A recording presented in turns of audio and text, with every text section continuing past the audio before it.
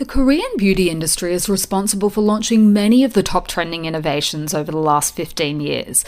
But is the current trend for personalization going to stick around, or are there just too many barriers to entry for brands looking to jump in on this trend? Stick around and let's take a look. Hello and welcome to the Korean Beauty Show podcast. I'm your host, Lauren Lee, K-beauty expert, founder of Style Story, where you can shop, learn and explore the world of Korean skincare, and the founder of Korean beauty brand Jellyco.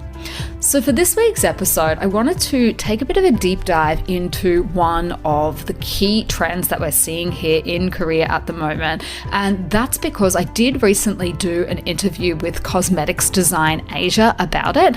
And that made me realize that we are seeing this in so many different spheres at the moment with so many different companies.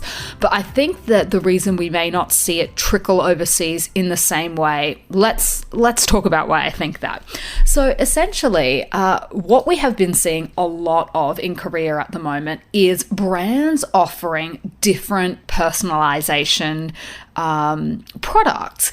And I know if you've spent any time on social media, you will probably have seen that a lot of people are getting their colors checked when they come over here. So people on holidays, foreigners living in Korea or whatnot, are uploading videos about themselves going to have their colors checked and see what colors are actually best suited for their skin type. And a lot of people are really shocked to learn that, they've been maybe wearing warm colors, but actually they are a cool tone, that is the best fit for their skin, in terms of the base undertones and the clothes they wear and things like that. Now, of course, that's not exactly a new trend. I know these kind of things have been around for a long time, and so has the philosophy that, certain colors suit different skin types and tones better than others. But I think that this is a real thing that has taken off. Probably in the last 6 months, I've been seeing more and more of these kind of videos, and more and more businesses actually offering these services both in Korean and English, and some of them are even available overseas as well. So like, for example, Koreans living, I think I've seen in Sydney, have opened up a salon or a space where you can come and actually have your colors analyzed, and then they can make recommendations for your clothing and makeup on the basis of what actually suits your skin tone.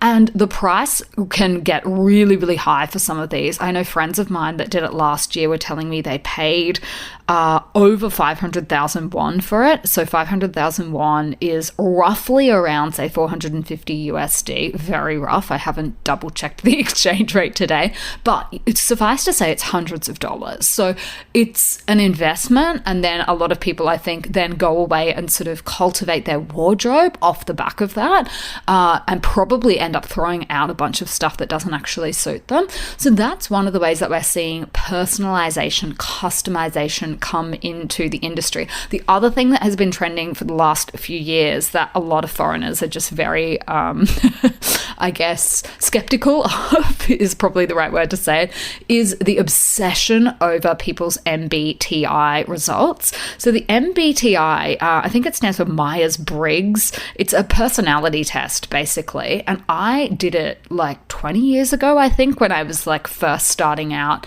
It wouldn't have been 20 years ago. Probably would have been more like 15. Suffice to say, it was a long time ago. But I remember having to sit that when I was looking to join a law firm, a company, for the first time. And they kind of wanted to get a handle on what people's personality types were, presumably so that they could pick the right fit for who was already working at the firm, and, just seeing how personalities might gel with other people. But Korea has really taken this whole thing to the next level. Like, it's being used as the basis for everything. Like, if you don't want to go out with your friends, they're like, oh, you must be an I, or people are using that as an excuse. They're like, look, I'm an I, so I don't do X, Y, or Z. And it's actually so relied upon at this point that it really comes up a lot in daily conversation. Like, what are you on the MBTI? Like, do you know what you are? And then there are lots of suggestions for, you know, even foods and makeup and all of that kind of thing that I will get onto that are being made off the basis of that. So the idea that, you know, it's personal to you, it's customized for you. This is really having a huge ripple effect on the industry. And we've seen even more examples of personalization trends and services crop up recently as well. One of the ones is Laneige's bespoke Neo service. And this is basically, they've got a store, Laneige, in Myeongdong. I mean, they have stores everywhere. This is a very big brand. But what they do at this one is that you can actually they use diagnostic tools to actually measure and determine the best shade for you with the aid of like digital tools and whatnot, so that you can customize your own cushion foundation. I actually had a booking. I'm still a little bit dirty about this. I actually had a booking to go and do this in January, and I was sick as a dog and I missed my appointment, and there was no way to like cancel it online, so I ended up wasting like $80. There was no way to change it. I didn't get my colors customized, so I'm a little bit dirty about that, but that is a story for another day. I mean, that's the story, right? It's kind of boring. I was really, really sick and I didn't end up going to my appointment, so I didn't get to have my colors matched, and as a result I am now probably using a BB cushion color that is not exactly fitted to me, but like whatever. This is a thing. So it's a really, really popular thing in Korea. And, you know, kind of like, I guess it was a thing in Australia maybe about 10 years ago. There was a company that was doing like personalized handbags and wallets and whatnot, and you could go and have your initials put on them. So this is not a new concept, the idea that people want something tailored to them. Like if you go and buy an expensive handbag or a set of luggage or whatnot, like Louis Vuitton or something, you can actually go and have it monogrammed, and you'll see like celebrities go and have theirs monogrammed and then they carry it around with them when they go traveling. So I think the idea that it's just something that's just for you, perfect fit, all of that is not new, but this is definitely the big trend in Korea at the moment. So one of the journalists from Cosmetics Design Asia reached out to me, and she was sort of like, what do you think? Like, are we going to be seeing more of this? Are there going to be any impediments to the growth of this trend? And I will put a link to the article in the show notes, so go and read that, because this is a fabulous resource. Cosmetics design is a really great resource for what's trending, and analyzing the industry, analyzing new product releases, trends, things that we're going to be seeing more of. I love it. It's really great. And I work with them a lot, particularly for their pieces on Korea, obviously, because that's kind of my thing. So what I was sort of sharing with them is that I think when it comes to this becoming a trend at lots of different levels of the market, it's just not that easy.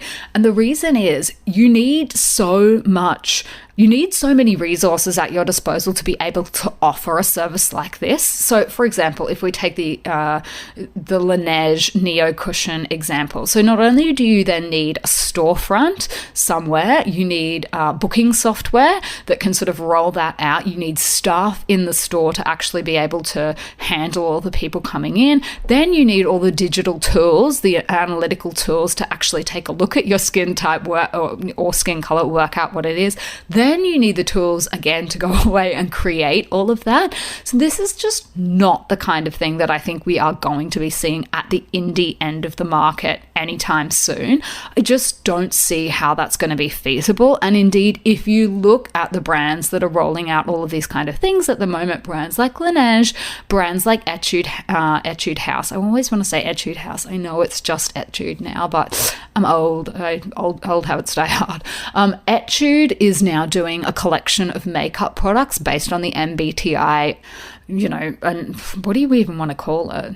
Your results, I guess, based on your MBTI results, and that then makes suggestions for your makeup colors, which maybe that's a bit of a stretch. I don't know how your individual personality and whether you're an introvert has anything to do with the way you do your makeup. I'm definitely an introvert, and I sometimes do out there makeup, so I don't know. Anyway, that's what they're doing. But Suffice to say that those are all brands that have the backing of a huge conglomerate. So they have Amore Pacific's money behind them. That's how they're able to do all of this. Rolling out like individualized, personalized BB cushions, makeup palettes and all of that is not really possible at the indie end of the market, just because the amount of investment that you would need to make is just, I don't think too many brands could afford to take that risk. Certainly if you are just a startup or whatnot, I honestly don't think that's going to be possible. You need a pretty sizable marketing budget. You need to have all of that software and technology at your hands as well. So I don't think that is going to be something that we're going to be seeing at all levels of the market. The other thing is, of course, that Koreans get bored really quickly. So this is a trend at the moment. Who knows how long it's going to stick around for.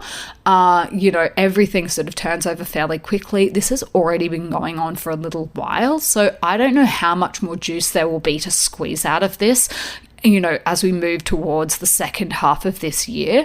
So I don't know that this is going to be something that we will be seeing going on and on. I mean, Korean Beauty is also not the only one that has done this. I remember a few years ago, I think it was Clinique that was doing an ID serum thing where you, depending on your skin type, if you had dry, sensitive or whatnot skin, they would recommend a special formula for you.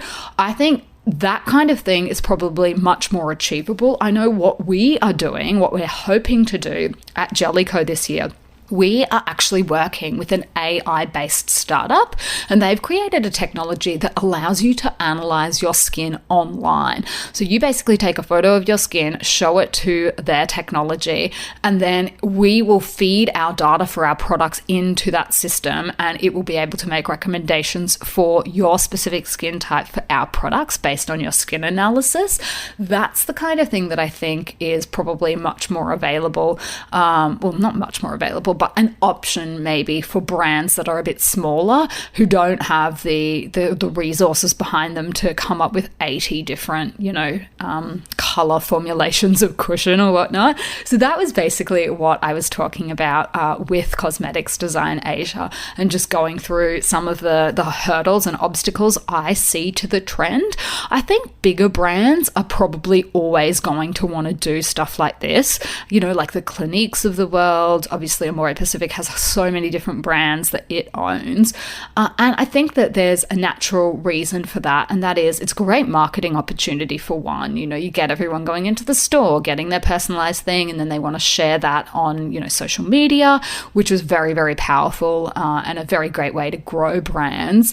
And I think that a lot of the times these days when people are going into like a mall or going shopping, because everything's so readily available online, if you're trying to coax people and convince them to actually visit a store in person, you kind of need to offer them some kind of experience. So a lot of the flagships, not just in beauty, but in a lot of industries, are really trying to have this kind of experiential thing for you when you go to visit them. So I know Gentle Monster is one of the really big ones here in Korea. They do sunglasses, and their stores are nothing like ordinary sunglass stores, but you walk in and they've just got like a million sunglasses. They'll have like crazy displays of like a huge monster or something like that, that makes you go, what is this? And you want to walk into the store and have a look around, and that's how you get to experience the brand. So this is a very big trend, particularly in Korea, because there's so many different neighborhoods that are really famous for like pop-ups and things like that. So people head to that neighborhood to maybe go have something to eat, have a look around, and they want to be entertained. They don't just want to shop, because you can do that online now. You can do that when you're sitting on the subway. You can do that, in class, probably sitting in class, you're bored, you want to do some shopping, you can do that. So to actually be somewhere walking around, you want to see something a little bit different, and that is what a lot of the flagships are serving up at the moment. So that is, a possibility for personalization in its own way. But I just thought I would run through that, because that is a trend that we are definitely in the middle of at the moment, but I just don't see how it's economically feasible for a lot of smaller brands to jump in on this on this trend. I don't know, maybe I'm overlooking something, but that's my analysis of it. And like, as a brand owner as well myself, I'm like, there is no way we could make it work at our level of the market by having 15 different formulations ready to go. That would be the same thing as launching 15 new SKUs, which is just not possible for us.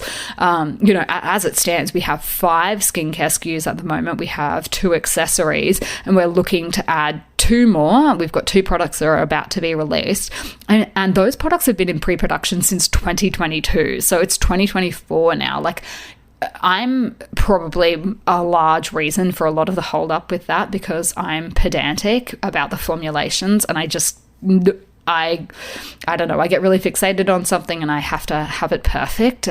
We are looking at upgrading one of our existing 5 products at the moment, and I've sent the upgraded version back so many times because I'm like, I'm not launching it unless I'm 100% happy with it. That's just my personality type. I know a lot of other brands are not like that, and to be honest, it's probably not always a good thing, but I am just, particularly when it comes to the formulations, like, that is something that I just will not compromise on. I would rather get it right and launch something that, I'm happy to put to market and happy to put my name behind, rather than launch something and then be like, oh, let everyone else give the feedback. I mean, people give feedback anyway, but that for me is just not negotiable. So I don't think it would be possible for us as a smaller brand at this stage anyway to have 15 different SKUs. And I think a lot of other brands are in the same position, And the other thing is, we've been having a lot of talks lately about waste in the market and,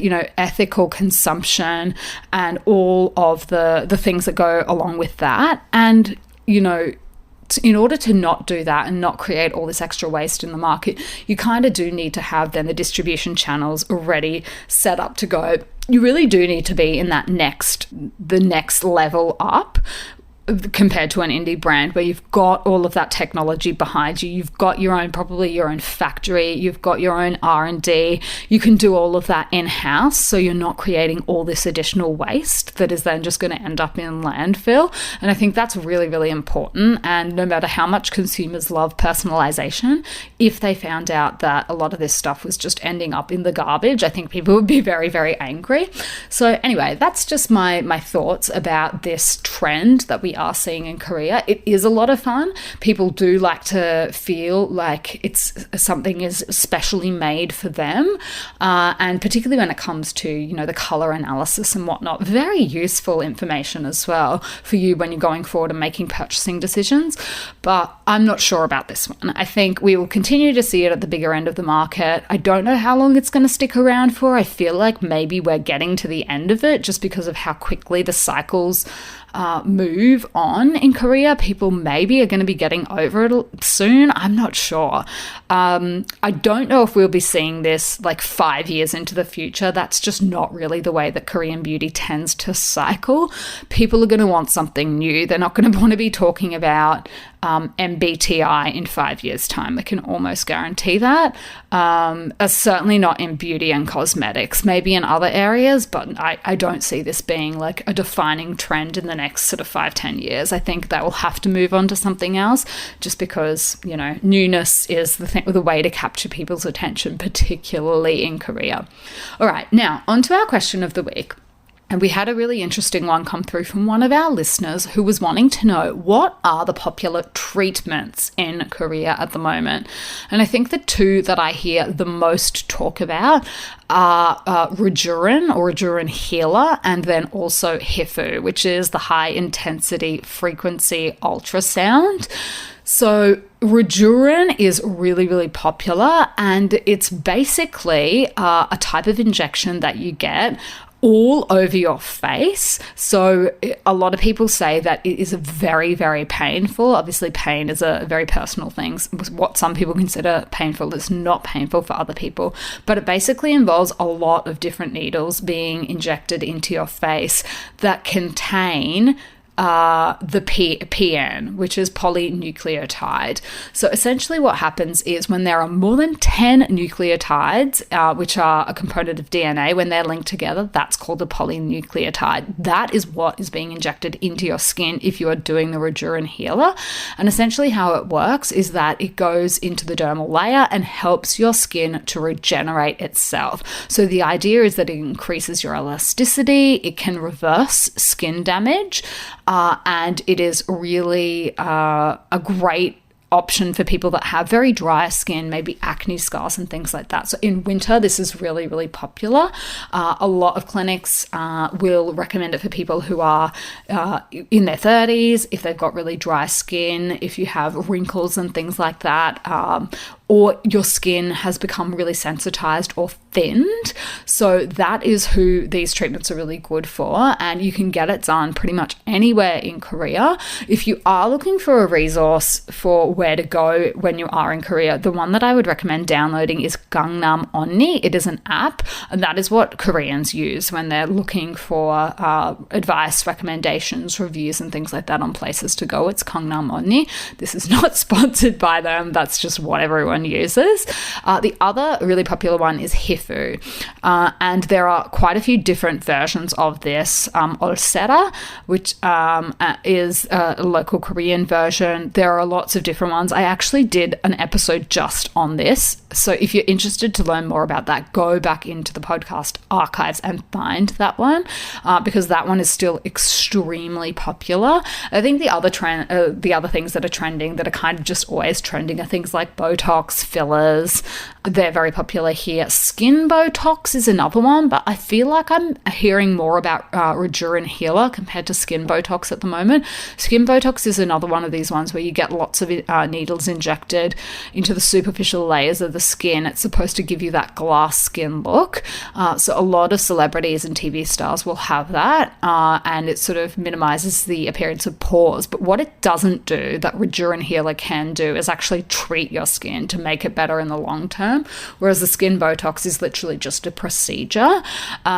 So both very painful, both involving lots and lots of needles all over your face. So depending on your, I guess, pain threshold, and also whether you like needles coming at you from every different angle, this may or may not be a procedure for you. But yeah, that's what's trending at the moment. I'm seeing a lot of people talking about that, particularly over winter, just because, you know, it's so dry here. A lot of people are looking for a way to boost their skin's hydration, and that's another thing that Rejuran healer, if done properly, and if you follow a good maintenance routine after Rejuran healer, can actually give you that really enhanced skin look. So hopefully that answers your question. Now, I'm going to introduce a segment that we have done many times in the past that I personally enjoy, and that is called, Why Did You Buy This K-Beauty Product?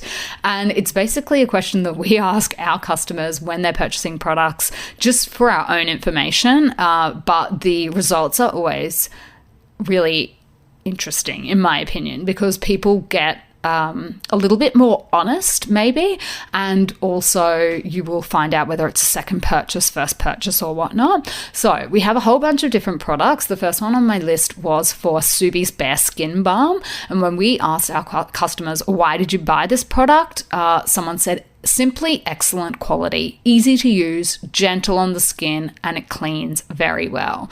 So that's why she bought it. So I'm assuming she's used it before on that basis. The second product was AHC's Real Private Eye Cream for Face. And this is that product that is a #1 bestseller in Korea. That is an eye cream formula, but you can technically apply it all over your face and neck. So a little bit different from other formulas that can be a bit thicker, maybe, and you wouldn't want to put them all over your face. So this product, the customer said she wanted to try a different eye cream. That's why she bought that one. So look, a lot of people are like that. They've like, I've tried something else, I want something new. Now, why did you buy this K-Beauty product was asked for our Jellicoe Cherry Blossom Sleeping Mask, and the customer said, I heard so much about it on the podcast and it sounded exactly like what I needed as a hydrating mask. So if you're listening, thank you very much, and I hope you do enjoy your mask. And then we had another one for Skin Food's Salmon Concealer Eye Cream, which is very popular. And this customer said, I've heard good reports on this item, including on the You Beauty podcast. So if you're not familiar with it, You Beauty is one of the biggest beauty podcasts in Australia. It's run by the Mamma Mia network. I absolutely love listening to that podcast as well. They cover a lot of what's trending in Australia, in Australian beauty. They do K-beauty as well. They featured a couple of our Jellicoe products in their, what's in my stash as well. So definitely that's a really good one. And it's very, very popular in Korea as well. That's actually one of the products that has been around probably for the longest, I would say. Skin Food has a lot of classics that they haven't touched too much, and that one is one of them, just because of how popular it is. The Salmon Concealer Eye Cream. Very, very beautiful product. The last one I had on my list was a why did you buy this response for Subi's Hollow Dream. And this customer said, I received a sample and it worked wonders on my skin, so I wanted to try the full-size version. And is there any better way to discover a new product than when you get sent a free sample for it? I personally love that too. When I purchase products, which I do often here because I love to see what's new and going on, I have discovered so many different products through sampling as well. And oftentimes it's not something you would have bought yourself, but once you've tried it, you're like, okay, I see what's going on here. I'll have some more of that. Thank you very much. So thank you to everyone that did share their thoughts. And you can do that anytime you purchase products on our website. And we also give you points in exchange for your reviews, just because of how helpful they are to other people as well. So thank you to everyone that did that. And for our recommendation of the week, I have a new K-drama for you. Now, this one has not finished yet. That's the only caveat I will make. If you're the kind of person that's like, don't recommend me something that hasn't gone all the way through because I like to just binge watch it in one fell swoop, that is not this one yet. If you're listening a little bit later, maybe it's March or April or something, then it'll probably be all done. But the drama is called Dr. Slump. It is available on Netflix and it stars Park Hyung-sik and also Park Shin-hye. So Park Shin-hye is a veteran of K-drama. I think this is one of her big projects for her return from maternity leave. So she had a baby maybe about a year and a half ago, I think. But she has been like a staple K-drama star pretty much since I started watching K-drama. So a long time ago. She got very famous when she was very young, and she's basically grown up on the screen. But this is a really interesting one so far. I can't remember what episode we're up to, but we're definitely maybe 6 episodes in. So I feel like I've seen enough. I can kind of tell where it's going to go, but it's an interesting storyline, and this doesn't give anything away. But it deals with depression and the topic of, people that thought that if they achieved a certain goal or became a certain profession, in this case, obviously we're talking about doctors, that, their life would be a sure bet and that, that would be the path to happiness. And everyone around them had kind of convinced them that, if you can succeed in this, you'll have it made. And then they realize their dreams, but something just doesn't feel right. So I think that's a very interesting topic for them to tackle, just because of how big the problem of depression, anxiety, and mental health, how much of an issue it really is in Korean society, but it's often just ignored. And you can kind of see that coming through a little bit with some of the characters, the experiences they have. But I just think it's a really important topic to canvas, because I think this must be a really common thing for a lot of Koreans that, they were told if they got to work at a taekiop, a big company, one of the conglomerates, that they would, that everything would work out in their life because they had the job that everyone else wanted, more salary than other people probably. And I think a lot of people that do that end up realizing that, there's got to be more to life maybe. So A very interesting show. I personally love these two actors as well. I've always loved Park Shin-hye, and I think Park Hyung-sik is really good as well. He's had some really, really interesting dramas, so I was really keen to see them together.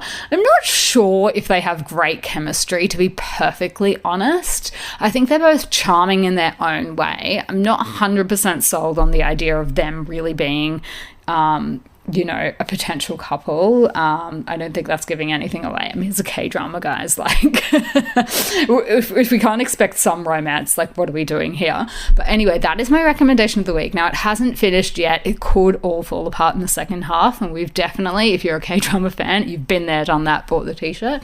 But so far, so good. It's interesting. It's a light-hearted way to watch a deeper topic is probably what I would say. Like, the topics that they're dealing with are quite heavy, but they're doing it in a way that is, I think, approachable for a lot of different people. So if you are looking for something new to watch, that one is on Netflix, and then it has the subtitles available as well, which I know a lot of people like to watch along with the subtitles.